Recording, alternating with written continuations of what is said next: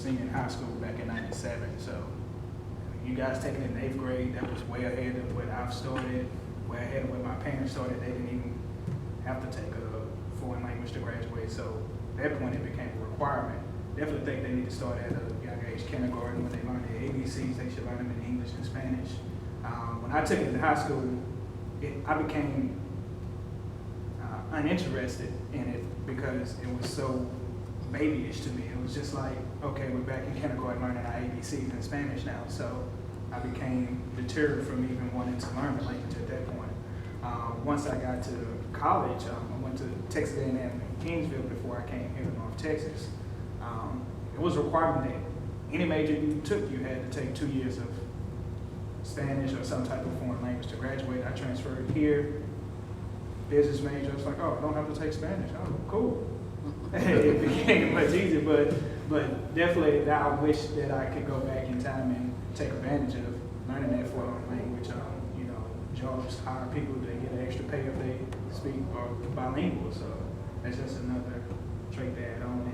And it also makes you, me and my wife travel a lot. So, if you want to travel to different countries, you want to be able to communicate. You don't want to stay on the resort the whole time. You want to go out in the city, be able to communicate and experience the city instead of just the postcard of it that people show to you. So, that's why I feel that definitely learning that foreign language is very important.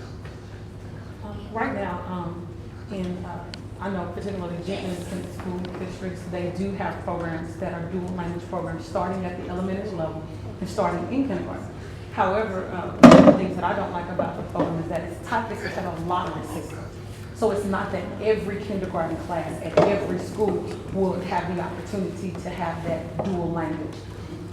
For example, even at Thomas Rivera, I know for Concrete Elementary, school that my daughter has gone to, maybe if there's 4 kindergarten classes, only 2 of those out of those 4 will have the opportunity to do dual language. And like I say, it's just random, it's just a lottery.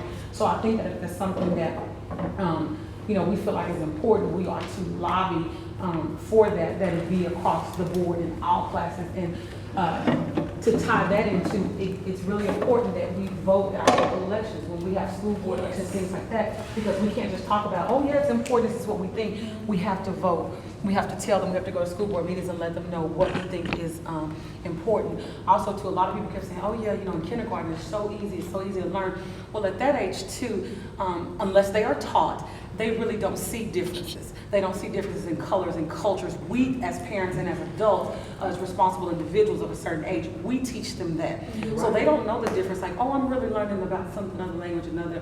When we get older, we think we have the rights as Americans to say, like Shalon said, everybody should speak English because they're, in America or they're in the United States. But if they are taught that it is just a part of the norm, we are the ones who make it different and make it like, oh, it's a chore. Because it's like you said, you didn't take it till a senior in high school. I started about 6th grade, but that was only, again, because I was fortunate enough to go to an international baccalaureate school.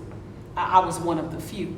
But if you didn't go there, like you say, you didn't learn it until high school. So I think it's important, again, like everybody has said, to start at that elementary level. But I think it's more important for us to be at those meetings to let them know why we think it's important, and not just a lottery system, that every child should have the opportunity to be in a dual language program, afforded to them by the state at no additional cost. Everybody should have that opportunity.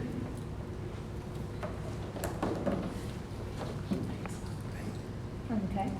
Any other opinions on this particular question? Yeah, I'll weigh in on that. I'll admit I'm just a little bit biased on this because my dad taught Spanish and French in college here at UNT for 27 years.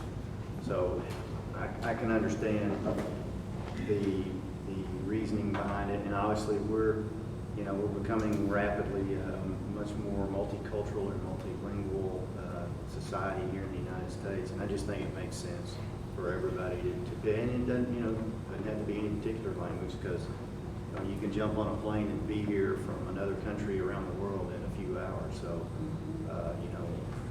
we're going to continue to need that skill. And one of the things that I'm trying to do as an incentive and a recruiting effort for the police department is to implement a bilingual language pay. So if you can take a proficiency test and show that you can communicate well in another language, then you can get a little extra money people an incentive to keep that skill up.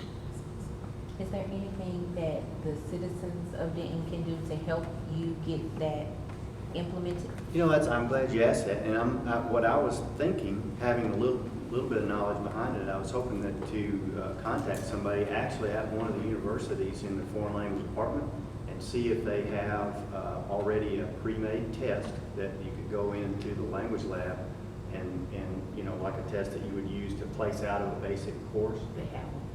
And see if we could use that as a proficiency test. And if somebody can pass that, then they would get that incentive. Our testing center at the University of North Texas, they actually have the placement testing, so you can go in and test out almost all the languages. Great. Do you know anybody that I could contact on that, or is it just? I'll email you. Okay, thank you. That'd be